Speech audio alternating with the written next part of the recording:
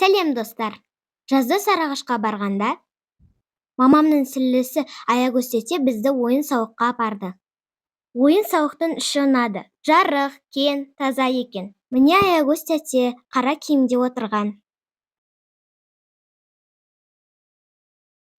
Айзере, Мерей, менің сіңлерім күшті ойнадық. Маған ұнағандары: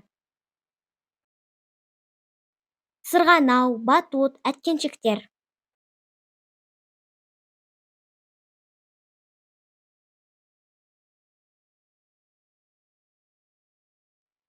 Маған төбесіктен сырғанау ұнады.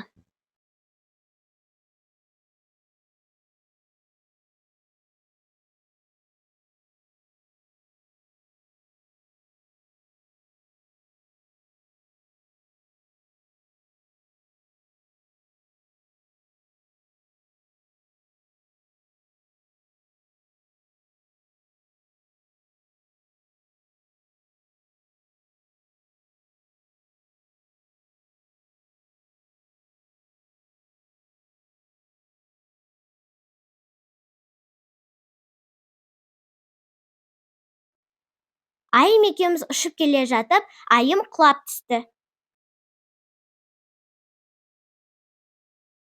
Сосын Аягөз тете бізді тамақтануға апарды. Біз пицца, фри жедік, өте дәмді болды. Ойын-сауықтың іші ұнады. Керемет қыдырдық.